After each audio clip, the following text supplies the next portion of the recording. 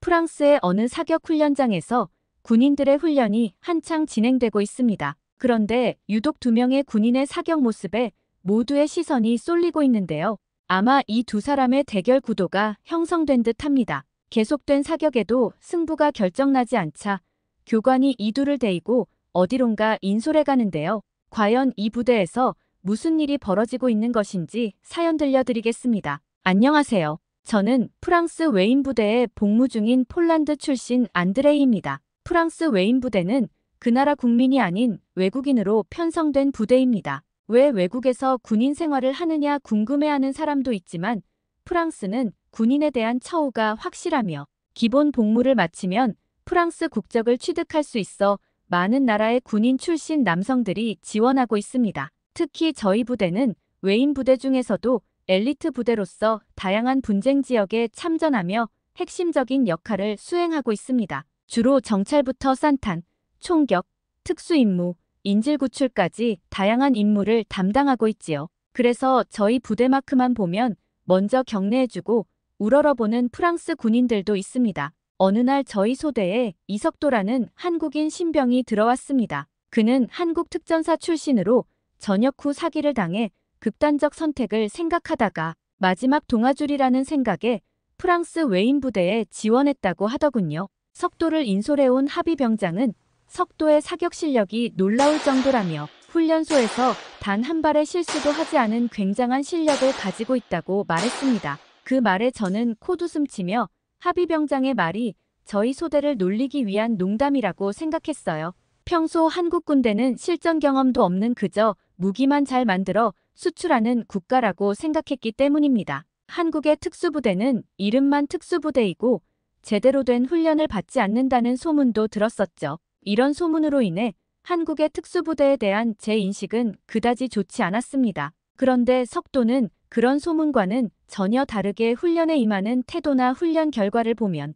그가 어떤 부대 출신이든 간에 그의 실력을 인정할 수밖에 없었습니다. 석도는 소대원들과 거의 말을 하지 않고 혼자서만 임무를 수행하곤 했습니다. 그에 대해 알아보면서 북한과 휴전 상태인 분단 국가인 한국에 대해 알게 되었습니다. 그런 나라에서 온 그가 어떤 사람인지 궁금했습니다. 그래서 저는 그에게 다가가 인사를 하려 했지만 그는 제 얼굴을 보고는 그냥 지나쳤습니다. 그의 무표정한 표정과 냉담한 태도에는 어이가 없었습니다. 그런데 그의 냉정함 뒤에는 놀라운 실력이 숨어 있었습니다. 그의 사격 실력은 실제로도 뛰어났고 그 장면이 계속 머릿속에 떠올랐습니다. 그래서 저는 그가 운이 아니라 실력으로 그런 성적을 낸 것이라면 이번에는 1등을 거머쥘 수 없을지도 모른다는 생각이 들었습니다. 그래서 저는 전술훈련 전날까지도 고강도로 사격 연습을 했습니다. 그렇게 해서 전술훈련 날이 왔습니다.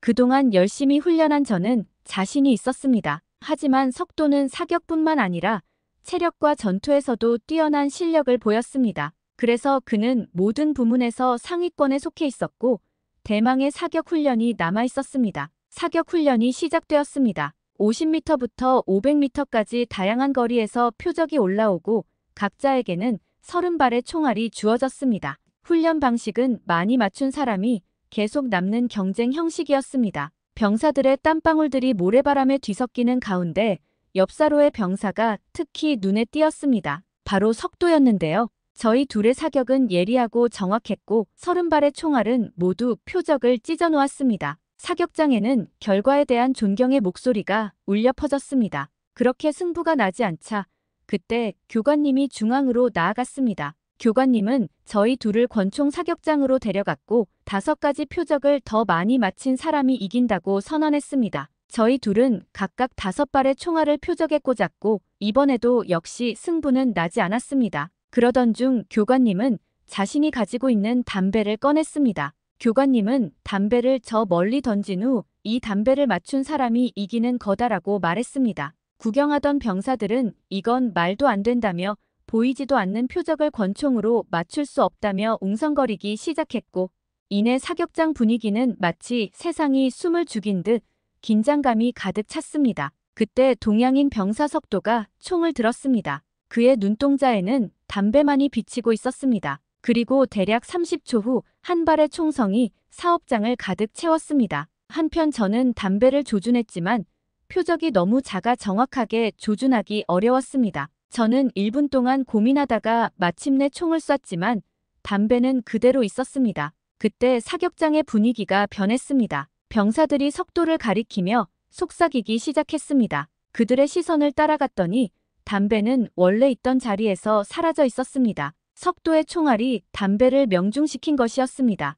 교관님과 소대원들은 놀라지 않을 수 없었습니다. 한국인 석도의 사격 실력은 정말 대단했기 때문이지요. 교관님들조차도 하기 힘든 것이기 때문에, 아니 불가능에 가까운 걸 해냈기 때문에 그날부터 석도는 화제의 인물이 되었습니다. 하지만 그는 말도 없고 소대원들과의 교류도 없었기 때문에 축하해주는 사람은 단 한 명도 없었어요. 저는 그를 경쟁자나 라이벌이 아닌 사람 대 사람으로 친해지고 싶다는 생각을 했습니다. 그렇게 무뚝뚝하고 아무 말도 없는 그에게 다가가 매일 안부를 묻고 그를 챙겨주었죠. 그렇게 저의 노력과 진심이 통했던 걸까요? 석도는 어설픈 프랑스어로 저에게 말을 조금씩 하기 시작했습니다. 저는 그렇게 석도와 친해지기 시작했고 그는 다음 휴가 때 부모님을 뵈러 한국에 간다고 하더라고요. 석도가 나고 자란 한국이 궁금했던 저는 석도 휴가에 맞춰 저도 한국에 놀러 가겠다고 말했습니다.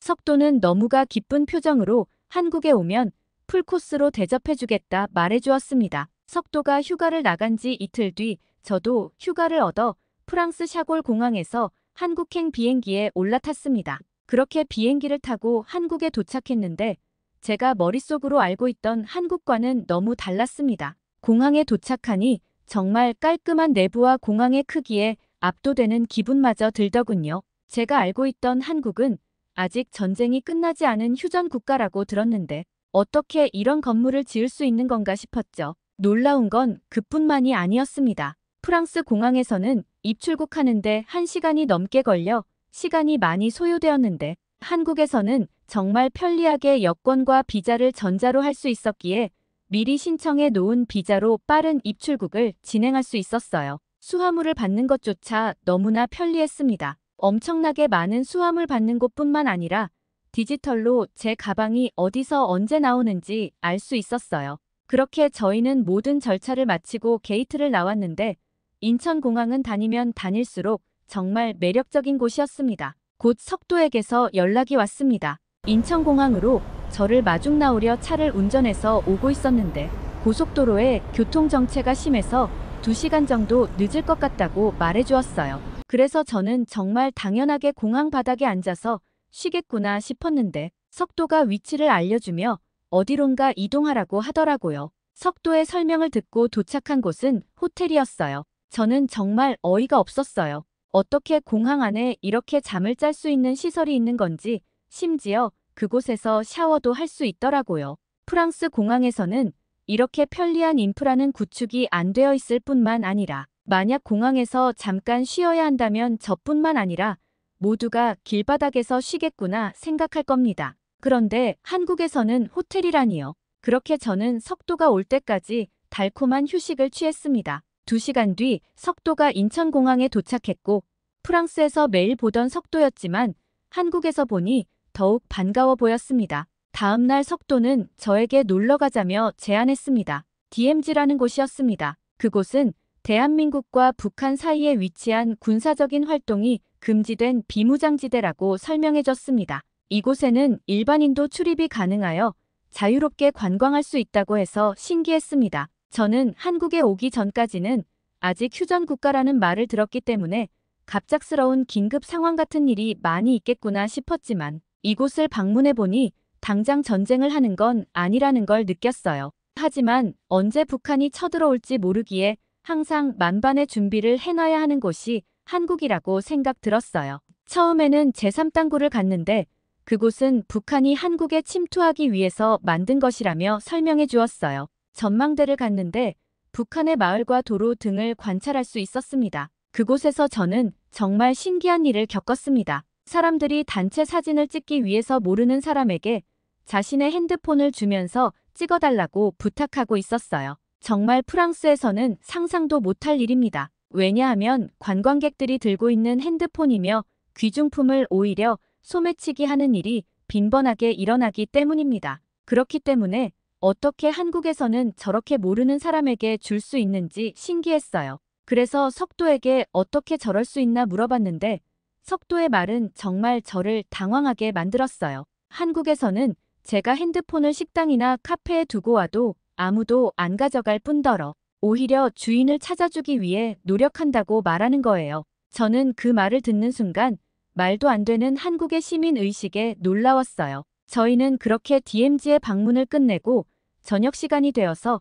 식사하러 갔습니다. 제가 들어간 곳은 유명하다는 고깃집이었는데 조금 당황했습니다. 제가 생각하기에 유명한 식당의 기준은 조금 화려하고 고급스러운 분위기에 종업원의 서비스가 특별한 그런 곳이라고 생각했지만 저를 데려간 식당은 간판도 너무 허름했고 식당 내부는 고급스럽다기보다는 마치 오래된 시장에 온 듯한 느낌을 받았어요. 그러고는 음식이 나오는데 생고기를 주시더라고요. 알고 보니 직접 구워 먹어야 하는 거였습니다. 그렇게 다른 음식들이 나오는데 주 메뉴가 아니고 전부 같이 먹을 수 있는 서브 음식이었어요. 좀 전에 나온 생고기가 메인 메뉴였던 겁니다. 석도는 엄청 맛있으니 기절하지 말라고 했습니다. 생고기를 불판에 올려서 익혀주는데 고기의 겉이 바삭해질 때까지 완전히 익히더라고요. 저는 고기를 그렇게 익혀 먹지 않는 스타일이었기 때문에 기대를 안 하고 먹었는데 정말 환상적이더라고요.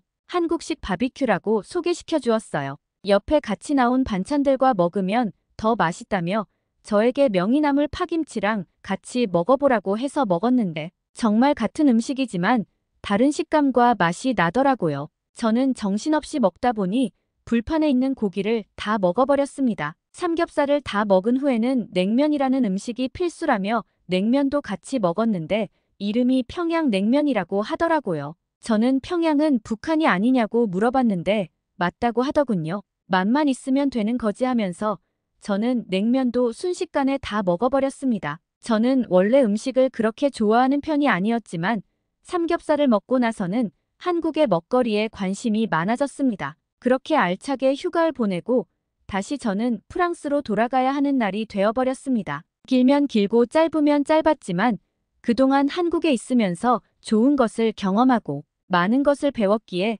한국이 좋아져 버렸습니다. 그렇게 저는 프랑스로 돌아왔습니다. 하지만 한국이 계속 떠오르는 거 아니겠어요? 그래서 저는 지금 다음 휴가 때는 부모님을 모시고 한국을 방문하기 위해 계획을 짜고 있습니다. 혹시 부모님을 모시고 갈 만한 한국의 아름다운 장소가 있으면 알려주세요. 한국에 가는 날만 생각하면 벌써부터 마음이 설렙니다. 프랑스 외인 부대에서 석도와의 특별한 우정을 쌓은 안드레이 씨의 사연 어떻게 들으셨나요? 끝까지 들어주셔서 감사합니다. 다음 영상 시청 전에 구독, 좋아요 부탁드려요.